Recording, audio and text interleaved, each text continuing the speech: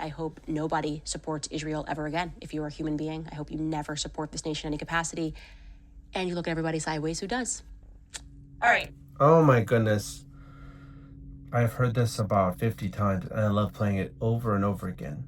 Okay, let's just dive into it. I gotta show you this. Obviously, much has happened. I hate to say this, but I'm somewhat relieved that Israel has gone mass down, because now we're over this very long period of what about October 7th, where they were gaslighting us and pretending that they were just, responding to October 7th. And those of us who were early being like, this is clearly, they're just going to take over the land. They're imperializing and they're going to mass murder a bunch of women and children. There's the word imperializing, imperialism. This is an important word to introduce to the discussion. For so long.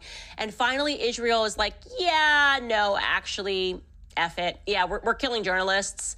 And we're just saying there's a Hamas tunnel under all of them. Yep, this is a headline, actually. I would show you the footage, but it's too violent. It wouldn't be okay for YouTube. It would get stricken on YouTube. Israel killed 5 Al Jazeera journalists in an airstrike, claiming that one of them worked for Hamas. Like, that's all they have to do.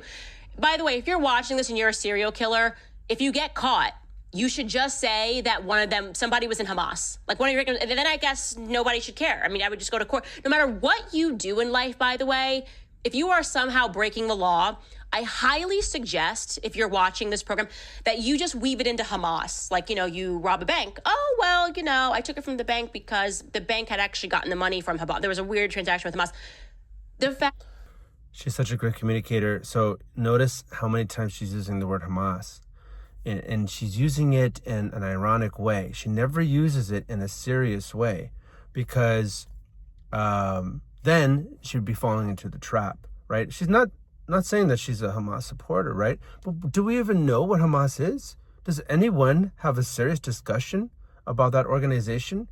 It's a part of the Palestinian resistance. I don't know anybody from that organization. I know practically no one in the United States knows anyone from that organization. So, let's have this discussion, right? She is taking the power out of that word, and that's important, right? Why should the United States government, why should, just a couple of secret agencies in the U.S. government decide what we get to say, what we get to think? This is what's happening. This is what people are waking up, right? Tucker Carlson, Candace Owens, of course, people on the left like me have been talking about this and thinking about this for years, decades, okay? But now people's minds are being awakened, and that's why I love this. That they have been running this repeat absurd narrative of they have been mass murdering everybody. There's a tunnel, it's Hamas, is beyond ridiculous. And now they're murdering journalists. And obviously the entire world should be calling this a crime, but Zionists pay people so well that people won't say it's a crime. They'll say it was an accident, or they will take this line that one of them worked for Hamas. They never have to present evidence, but you work with Hamas. It's like saying Candace works with Russia, right? Work with Hamas. And so they have been targeted. Well, yes, you hear what she said? They accuse you of supporting Hamas, and that's the same thing as saying, you support Russia. So she's making people think here. It's not just like terrorism. You can't say anything about Hamas, right? Because this is part of why, because that's supposed to be the justification for the killing of the children, right?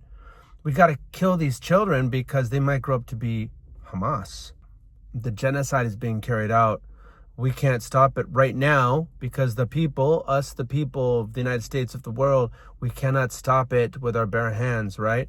But we can stop it with our ideas. We can try to make sure this never happens again. We have to use our ideas, break down the propaganda that's coming out of Israel, and it's being repeated verbatim by the American leadership. I mean, you could tell they don't even care. They were targeted, they were killed because they are showing you what's happening on the ground as they imperialize and they take this land. That's what they're doing. They're expanding their borders into Syria. They're involved everywhere. And she said imperialize, expanding borders, Where Christians are being slaughtered. They've been doing this in the Middle East for a very long time. They are used to this deceptive plan of gaslighting the public and using their allies and media to do it. Very clear this is an assassination, and I don't think they really care anymore because there have been no consequences, so why would they stop? But there was a video that was going viral that I wanted to show you guys because I didn't, as much as I learned about Israel, and I don't support them at all anymore, and I'm ashamed that I ever did, I am still shocked at the reality. Ashamed that she ever supported Israel. She's not afraid to say she's sorry, she was wrong. You know, this is what people need to be brave like this. And of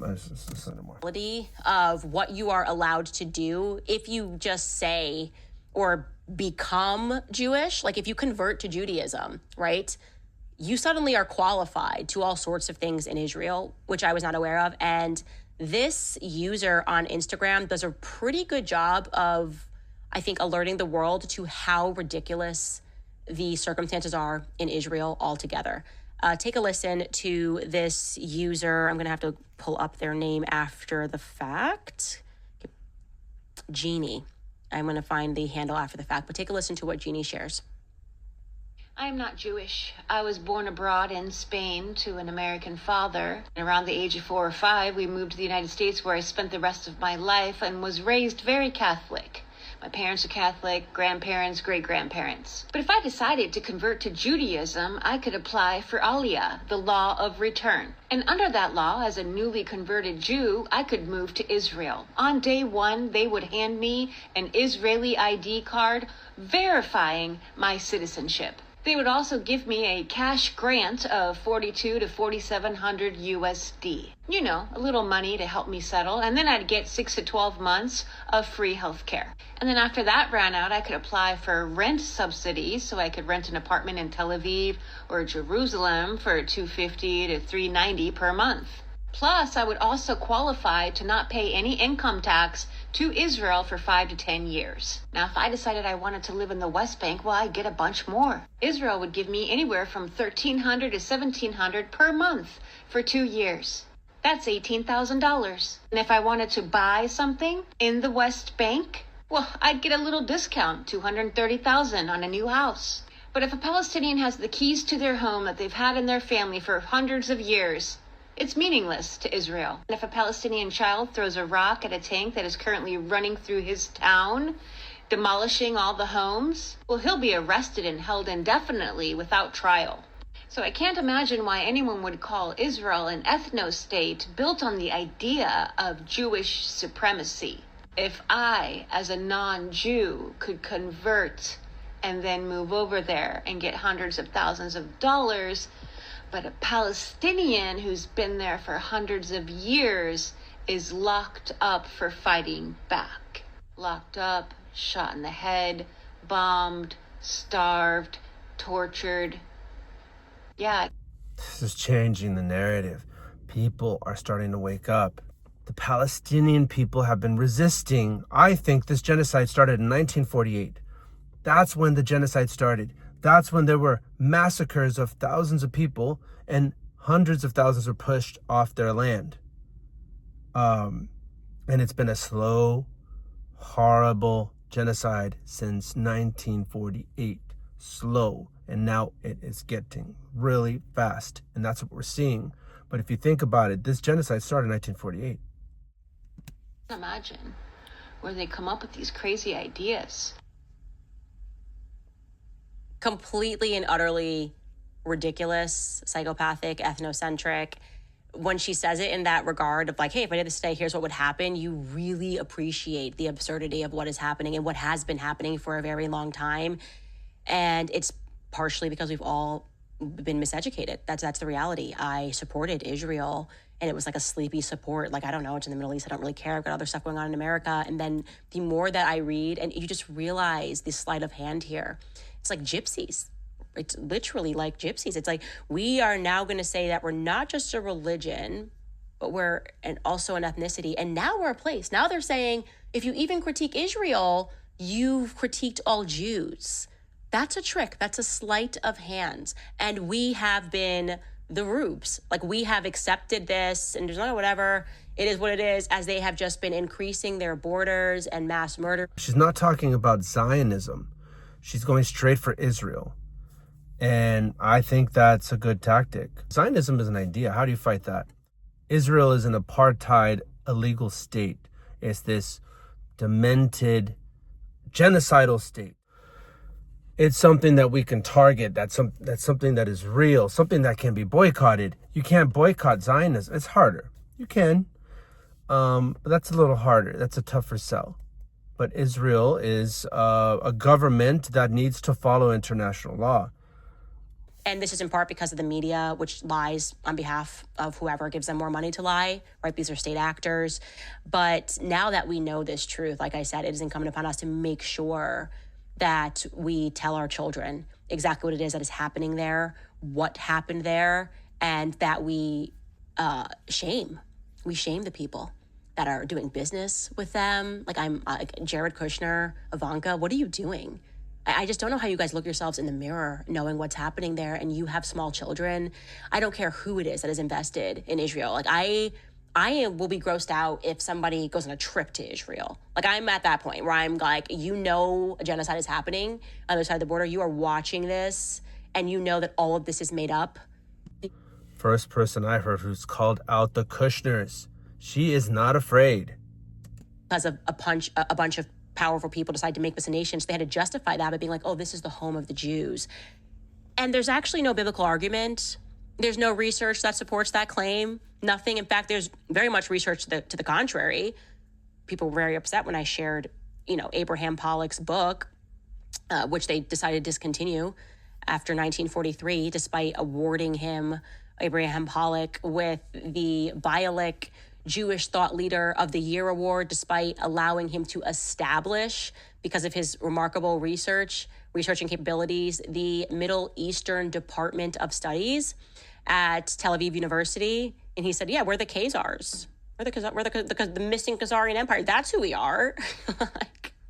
Yeah, we were actually just mass converted to Judaism in the 8th century. Yeah, the Khazarians just decided to pretend they were Jewish, according to their research, in the 8th century. And they applauded this book. And then after 1948, the rabbis were like, hey, so we were deciding whether or not we were going to take over Uganda or Israel, or I think they were also taking a look at Madagascar at one point too. And then they decided on Israel, and they're like, okay, well, it's kind of a tough sell. We're just going to take over people's land. So why don't we try to make this biblical? And they did that. And they said, okay, now we've got to just get rid of all the books that we publish saying that we actually aren't the original Jews. And they did that. Okay, now we've got to get the ADL very active in smearing anybody who questions it. We also have to turn it into an ethnicity. It's not just a religion anymore, it's an ethnicity. And yeah, they've done all of that. Crazy. I also appreciate this headline, Times of Israel. Netanyahu, if we wanted to commit genocide, it would have taken exactly one afternoon. We could have just killed them all in one afternoon. We didn't do that, which proves that it's not a genocide. No, what it proves is that you were trying to do this as you've always done it, which is deceptively, right? False flag. It's just a response. Oh, the response is taking longer than we thought the response would take. Oh, there's tunnels everywhere. And you just thought that you could really sell this in the media.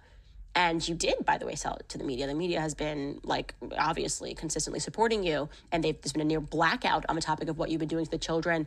You didn't prepare for independent voices to have a platform. That's what you didn't do. And that is why, despite the fact that you likely planned this for years, I see evidence that you guys planned this for years, you decided that, okay, we're going to slow play this and hope that nobody notices. And now it's all come undone and everyone knows is what you're doing. And like I said, I hope nobody supports Israel ever again. If you're a human being, I hope you never support this nation in any capacity. And you look at everybody sideways who does. Wow, I love that. At the end right there, I got to play that back again. Ooh. And I believe her. I don't think she's going to leave us hanging. I think she's going to stick to her word, and I hope that she does. But this is powerful because she has the ears of millions of people. So just this episode, maybe 1 million people will watch it. But she says some of these same things over and over. So she's reaching millions of people. Those people have children and grandchildren, friends, parents. This is going to get out there. Let's listen to this. Slow play this and hope that nobody notices. And now it's all come undone, and everyone knows is what you're doing. And like I said, I hope nobody supports Israel ever again. If you're a human being, I hope you never support this nation in any capacity. And you look at everybody sideways who does. That's it.